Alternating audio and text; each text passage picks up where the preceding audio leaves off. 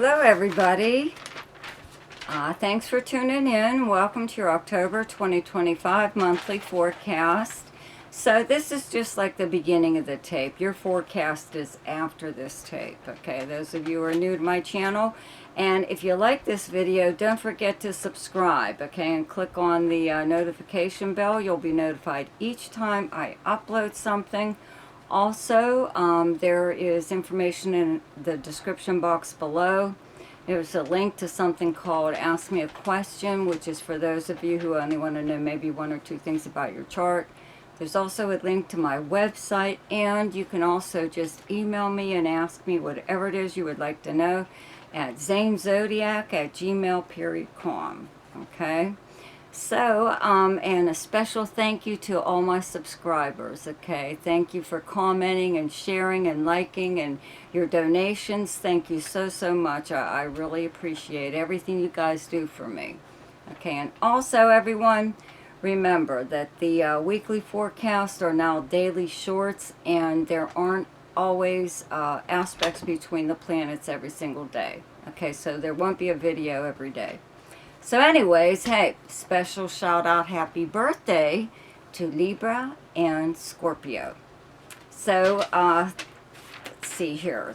The month starts off with Mercury moving into Scorpio on the 6th, and there's also a full moon on the 6th in Aries. On the 13th, Venus moves into Libra, also on the 13th. Pluto in Aquarius turns direct. On the 21st, there's a new moon in Libra. And on the 22nd, Mercury, that is still in Aries in retrograde motion, falls back finally into Pisces and finishes out its transit in Pisces and then moves into Aries fully at the beginning of next year. Okay?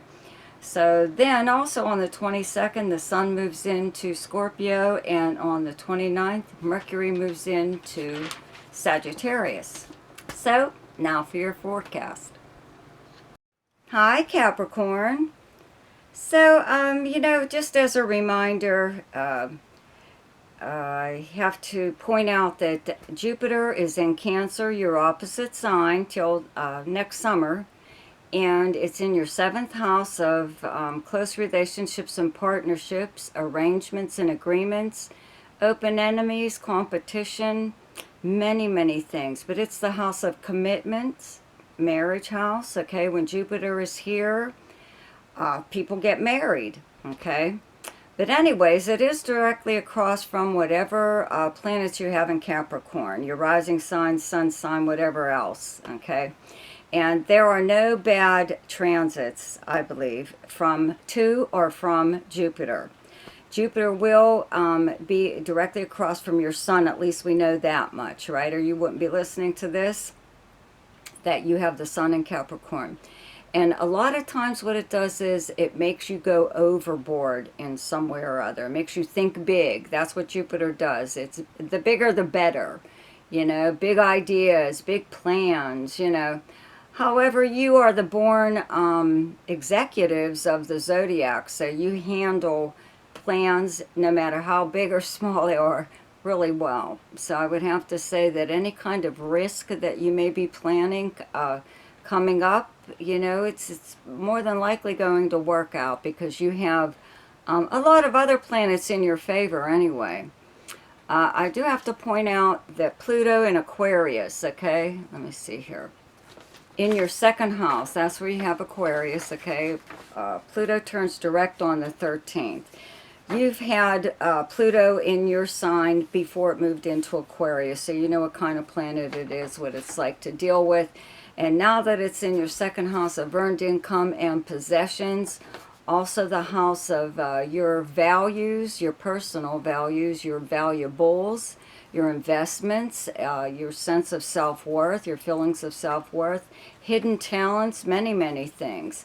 So this, especially about this hidden talents thing, okay? Keep that in mind, okay? Now, the planet Uranus is currently in Gemini. It is retrograde. It will fall back into Taurus to finish up its transit in Taurus, okay, in your 5th house.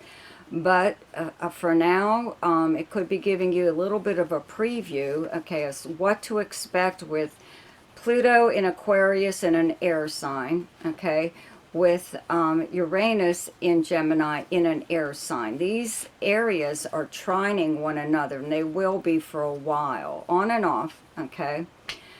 And just having Uranus in your 6th house, even just like over the summer, could have brought up a lot of different possibilities for you to earn a living. You're doing something different, really, really different. Or you've taken something that's a standard, it's been a staple all our lives, and just enhancing it in some way that makes it better, or whatever. Okay, but whatever you're coming up with, it's a pretty big deal, and it could even be happening like right now, okay? Like the sun is in Libra, and your 10th house, that's your most public house. It is your house of your career and your public persona, and it's how you're known by reputation for both of these, your livelihood, even if you're retired, what you used to do. This is how people speak about you and write about you publicly, okay? So the sun is here up until the 22nd, and Mercury is still here up until the 6th. Venus moves here on the 13th till the end of the month into November, and there's a new moon in Libra on the 21st. So if you've listened to any of my previous videos, you know how I feel about Venus in the 10th house, your 1st house, or your own sign. Okay, you know I always tell people to milk it for all you can, because people find you far more appealing at this time than they do at any other time. People are commenting on your how handsome you are, or how beautiful you are, how well dressed, or you know, they'll even compliment you on your personality, but it's usually about your appearance when Venus is here, okay? So expect an awful lot of attention. Could even be getting attention from higher ups or colleagues, people you work with. It may be unwanted attention, but you know, but they just can't help themselves, okay? Not right now anyway. So around this new moon of the 21st, if you were looking for a new job, completely new job, that might be when you actually started. You know, you may have been looking behind the scenes for a new position, or it could even be a new position within your current like employer, you know, something like that. And if you're retired or you don't work at all, even you're still getting some kind of attention, public recognition of some kind, even if it's just on social media. People are like talking about you, they're interested in you. Okay, so don't be surprised though if someone does contact you about a job that you've inquired about. You showed an interest in something or other, and people are getting back to you now. Okay, no matter how long ago that was that you showed interest. So then there's a full moon in Aries on the 6th in your 4th house. It's directly across from your 10th house of Libra. Okay, your 4th house being your home and your family, where you physically live, your past, your childhood, your upbringing, many, many things. It is your private life. And Neptune is here, okay? It is retrograde. Neptune has been in Aries over the summer, and it's retrograding, falling back into Pisces on the 22nd. And Saturn last month also retrograded from Aries back into Pisces. So Neptune and Saturn are back in Pisces again, okay, by the end of this month, to finish out their transit there, and they'll both move into Aries at the beginning of next year again. So they're just finishing out their transit. You know, they're back in your 3rd house. You may notice a little bit about, you know, maybe you were having problems with neighbors, you know, especially a deceptive neighbor. You're not sure what they do for a living, where are they, you know, what goes on at their home. Strangeness possibly within your neighborhood, and car problems possibly, or just trying to travel, you know, hard time traveling, usually a road trip, maybe having to take tons of detours. And this is like since Saturn has been here, so maybe there was a detour put up near your home or something, and it's been there for years, you know, one of those kind of things. And that should all be ending when these planets leave. Okay, it's beginning next year. But anyways, back to this full moon in Aries in your 4th house. It just means that possibly something might be going on within your home, or like a minor crisis. Could be something in your personal life or with your family or something or other, that you have to put your job on the back burner for like a day, possibly a few hours maybe, to go home and take care of whatever that is. And then, you know, which I always say is far more important anyways, your personal life should, or your family should come first. Okay, so it could just be something like that, but I don't think it's a very big deal.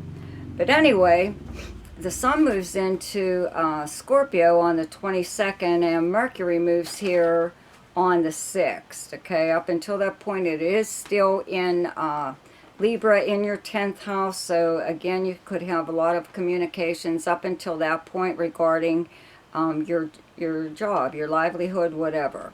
Okay, so Mercury moving into your 11th house of friends and acquaintances, where you would normally go to hang out, socializing in person or online, any group or organization that you belong to, and also the house of dreams, hopes, and wishes.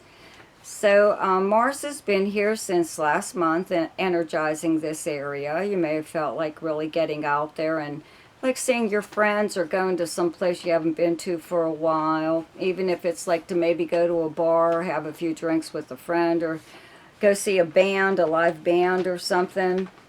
You know, so that continues. Actually, though, if you do belong to any kind of group or organization, they could have engaged you a lot more than they normally do. You may even be overseeing something or other.